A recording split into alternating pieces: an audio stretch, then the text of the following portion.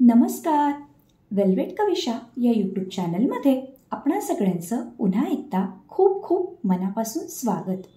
आजची कथा तो आणि त्याची ती. लेखिका वेल्वेट कविशा.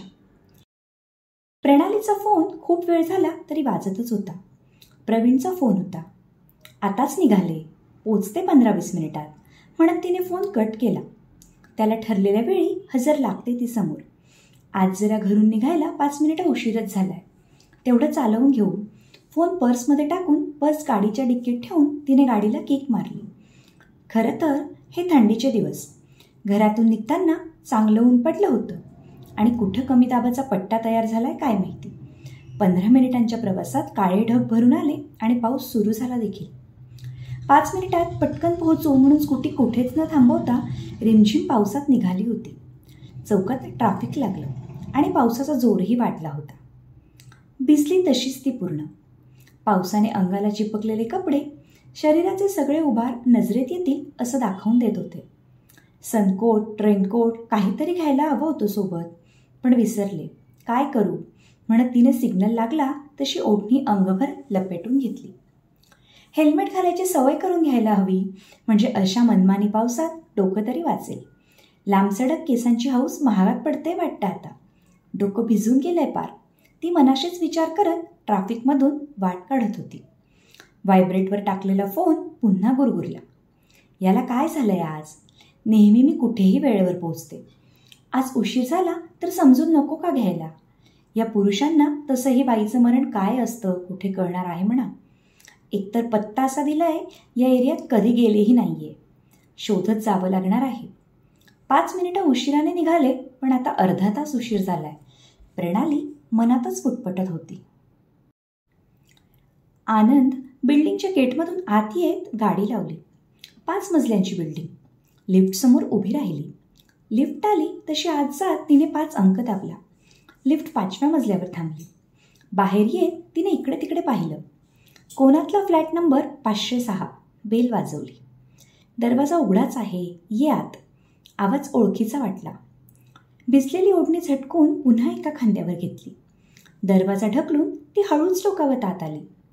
तेवढ्यात तिच्या दंडाला पकडत कोणीतरी तिला जोरात ओढलं होतं. मागे दरवाजाची कडी लावल्याचा आवाज झाला.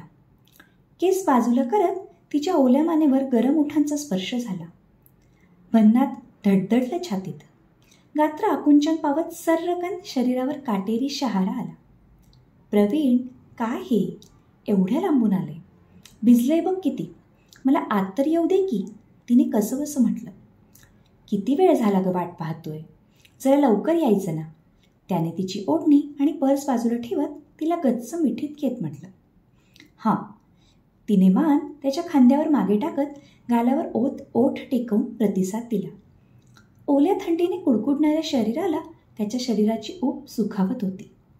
तो पण वेड्यासारखा तिच्या उघड्या अंगावर ओठ टेकवत होता. किती दिवसाने भेटतेस? तीही अशी मस्त ओली. त्याने केसांचा क्लिप काढत तिचे केस मोकळे केले. काय वेडेपणा आहे हा? आणि हे घर कोणाचं आहे? तिने मागे वळून त्याच्याकडे पाहत विचारलं. तू आता प्रश्न नको विचारूस ना. सगळं मूड घालवशील, तो थोडासा वैतागून बोलला. ती काहीच न बोलता गप्प राहिली. राणी, तू अशी मिठीत ये ना. बघ कशी छान तयारी केली आहे तुझ्या स्वागताची, म्हणत त्याने बेडकडे बोट टाकवलं. तिने पडदा सरकवून बेडकडे पाहिलं. गुलाबाच्या पाकळ्या पसरलेला बेड, मधोमध तिला आवडणारे डेअरी मिल्क कॅडबरीज लावून बनवलेलं निळं फूल आणि त्या प्रत्येक कॅडबरीवर ठेवलेलं सोनचाफ्याचं फूल. भारी वाटलं तिला. माय गॉड, अगदी माझी बारीक सारीक आवड मांडलीस आठवणीने. काय हे मध्येच, बरा आहेस ना तू? आता 40शी पार आलोय दोघंही, तिने गालात हसत म्हटलं. रोमॅन्टिक लोकांना वय मॅटर नाही करत राणी. अभी तो महफिल शुरू हुई है और महफिलें अक्सर शाम को ही रंग लाती है जाने मन. त्याने पुन्हा स्वतःजवळ ओढून घेतलं तिला. तो सॉलिड मूडमध्ये. आता त्याला अडवण्यात काहीच पॉईंट नव्हता. खूप सारे प्रश्न होते, पण त्याची उत्तरं एवढ्यात मिळणार नव्हती. तो सगळं सांगेल, पण जेव्हा शांत होईल तेव्हा. तोवर जे समोर येईल ते एन्जॉय करू. ती फक्त हसली. त्याला घट्ट बिलगली. त्याच्या मिठीत विरघळली. एक एक कपड्याचा भार हलका होत होता. शरीरावरचा भार वाढत होता. ओठांची खडाजंगी आणि सुस्कऱ्यांची आवर्तनं. वेडावलेले दोघं मिठीत बंदिस्त. तिच्या अंगावर चिकटलेल्या गुलाबाच्या पाकळ्या भर उजेडात 40ही वेड लावणारं तिचं अनावृत्त शरीर डोळ्यांना सुखावत होतं. त्याचे ओठ शरीरभर फिरून बेंबीवर विसावले. तसं तिचं मोहरून जाणं त्याला कळलं. बाहेर पडणारा पाऊस आणि त्याच्या गारव्यात तापलेली शरीरं, कितीतरी दिवसांची आस पराकोटीला जाणारी, तिचा होकार आणि मिलनाची सांगता. शांत झालेल्या त्याला बिलगुंती तशीच पडून राहिली. अंगावरची रजई ऊब देत होती. थँक्यू म्हणत त्याने तिच्या केसात बोटं फिरवली. अगं केस किती ओले चिंब आहेत तुझे, पुसायचे तरी ना, त्याने काळजीने म्हटलं. कधी ते वेळ तरी दिलास का, ती त्याच्या बाजूला सरकत कुशीत शिरत म्हणाली. हां, त्याने रजईचं टोक हातात पकडून हळुवारपणे तिचे केस पुसले. रजईतून बाहेर येत अंगावर कपडे चढवले. चहाचं पातेलं घेऊन चहा बनवला. 2 कपात ओतून घेत बेडजवळ आला. चहा घे, काळाच आहे पण तुला आवडतो तसा गोड आणि फक्त एक उकळी काढून बनवलाय बघ, पिऊन बघ, छान वाटेल. गुंढाळलेल्या रजईसहित ती उठून त्याला रेलून बसली. गरमागरम चहा पिऊन खरंच तो म्हणाला तसं छान वाटलं तिला. पाऊस एव्हाना थांबला होता. तिचा ड्रेस मात्र तसाच ओला चिंब लादीवर पडलेला होता. त्याचं लक्ष गेलं. इतक्या पावसात भिजत आली, उशीर झाला की चिडचिड होते आपली, म्हणून आडोशीला थांबली नसेल. केसही भिजलेत. हा बिनमोसमी पाऊस, सर्दी ताप आला तर कशाची पर्वा करत नाही. वेड्यासारखं प्रेम करते, पण मी किती मूर्ख आहे. तिला नेहमीच समजून घ्यायला कमी पडतो. तो स्वतःच्याच विचारात हरवला. ओय हिरो, कुठे हरवलास, त्याच्याकडे एकटक पाहत असणाऱ्या तिने त्याची तंद्री भंग करत म्हटलं. काही नाही म्हणत तो उठला. तिचा ड्रेस 2 मुठीत पकडून घट्ट पिळून घेतला आणि झटकून गालाला लावून पाहिला. किती थंडगार आहे, कसा घालेल ही, मनात म्हणाला. शेजाऱ्यांना रिक्वेस्ट करून इस्त्री घेऊन आला. ओल्या कपड्यावर गरम इस्त्रीचा चरचर आवाज ऐकू येत होता. आता तरी सांगणार आहेस का ही जागा कुणाची आहे, आणि आज हे अचानक सरप्राईज वगैरे काय होतं हे सगळं, तिने त्याच्याकडे पाहत विचारलं. काही नाही गं, माझ्यासारख्या अजून 2 मित्रांनी आणि मी मिळून ही रूम भाड्याने घेतली आहे. थोडी एका बाजूला आणि 1 रूम किचन, त्यामुळे भाडं 3,000 फक्त. 3घं मिळून 1,000 रुपये भरतो, त्याने सांगितलं. कशासाठी घेतली आहे ही रूम, तिने विचारलं. तुला काय वाटतं कशासाठी घेतली असेल. आता मला कसं माहिती असणार कशासाठी घेतली आहे ते. वेडाबाई, आजच्यासारख्या एकांतासाठी. बेड एकच आहे, त्यावरच्या चादरी, उशा, रजई प्रत्येक जोडप्याच्या वेगळ्या. ही बघ, ही आपली बॅग, यात आपलं सामान जाताना भरून ठेवायचं, त्याने सांगितलं. आणि हे डोकं कोणाचं, तिने विचारलं. अगं, आम्ही 3घं मित्र आधी एकाच कंपनीत होतो, नंतर वेगवेगळ्या कंपन्या जॉईन केल्या. फील्डवर भेटतो. एकदा असाच विषय निघाला.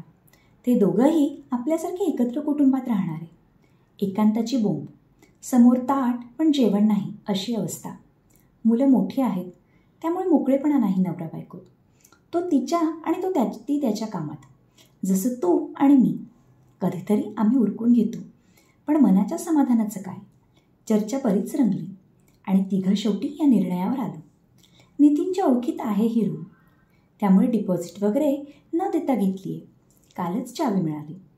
3 चाव्या बनवून घेतल्या. आपलं कपल सिनियर म्हणून आपला पहिला नंबर, त्याने हसतच सांगितलं. तिला आठवलं, कोरोनाच्या पहिल्या लाटेत आप्पा सापडले. बऱ्यापैकी पैसा खर्च केला. बरे झाले, पण कायमस्वरूपी दुखणं घेऊन. आईंना सतत त्यांची काळजी. यश आता 12वीला आहे, तर सोना 10वीत. दोघांचे क्लासेस, अभ्यास यातच बिझी. मुलं दोघांसोबत झोपत असल्याने नवरा बायको असं नातं राहिलंच नाही. लॉकडाऊनच्या आधी आई भजनी मंडळात, आप्पा मित्रांसोबत, गार्डनमध्ये, तर मुलं क्लासला. त्यामुळे संध्याकाळी बऱ्याचदा प्रवीण प्रणालीला एकांत मिळायचा. कोरोना काळात सगळंच घरी आणि दोघांवरही उपासमारीची वेळ. 1.25 वर्ष त्याच परिस्थितीत काढल्यानंतर प्रवीणने हा तोडगा काढला. चूक की बरोबर तिला काही कळेना. पण सगळ्यांचंच करताना स्वतःचा विचार केला तर कुठे बिघडलं. आणि 40 म्हणजे काही वय नाही झालं आपलं, म्हणत ती स्वतःशीच खुदकन हसली. तुला आवडलं नाही सगळं? इस्त्री करून वाळवलेला ड्रेस तिला देत त्याने विचारलं. आधी सांगितलं असतंस तर एक ड्रेस आणला असता ना सोबत, तिने हसत म्हटलं. मग सरप्राईज काय राहिलं असतं? तुझ्या चेहऱ्यावरचा तो आनंद आणि समाधान कसं कळलं असतं मला? त्याने तिचे गाल पकडत विचारलं. हां, तेही आहेच. ड्रेस घालून ओढणीला गाठ मारत ती म्हणाली. खुश ना? त्याने तिला जवळ घेत डोळ्यात पाहत विचारलं. खूप खूप खुश आहे. आणि या कल्पनेसाठी थँक्यू, तिने त्याचे केस विस्कटत म्हटलं. मंगळवार आणि शुक्रवार आपला आहे. व्हिजिटला याच एरियात असतो ना मी, त्याने हसत म्हटलं.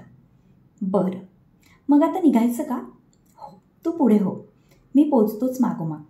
पण सावकाश जा, उगाच घाईत गाडी चालवू नकोस. घरी काय सांगशील? जाताना भाज्या घेऊन जाते. सांगेन भाजी आणायला गेलेले, पाऊस आला म्हणून थांबले. त्याने बरं बरं म्हणताच दोघंही हसले. तिने मागे वळून त्याला घट्ट मिठी मारली. थँक्यू म्हणून निघाली. डोळ्यांच्या कडा पाणावल्या होत्या. ए वेडाबाई, रडतेस का अशी? तो त्याने विचारलं. आनंद अश्रू आहेत ते, तुला नाही कळणार. बाय, मी निघते. तू लवकर घरी ये, वाट बघते. गाडीपाशी येत तिने वर पाहिलं, तो खिडकीतून पाहत होता. तिने हात हलवून बाय केलं. गाडी स्टार्ट केली आणि निघाली. खूप अभिमान वाटत होता तिला नवऱ्याचा. आजची संध्याकाळ अगदी स्वप्नवत बनवली होती त्याने.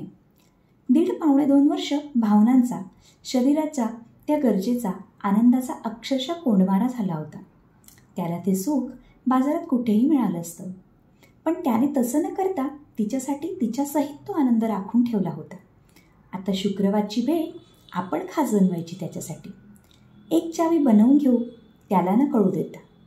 त्याला आवडणारी साडी नेसून तयार राहू त्याच्या स्वागताला.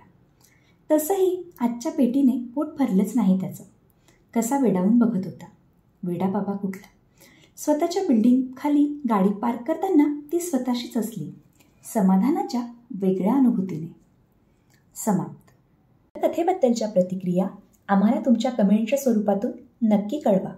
कथा आवडल्यास लाईक आणि शेअर करा. असेच नवनवीन व्हिडिओजचे नोटिफिकेशन मिळविण्यासाठी आमच्या वेल्वेट कविशा या यूट्यूब चॅनलला नक्की सबस्क्राईब करा.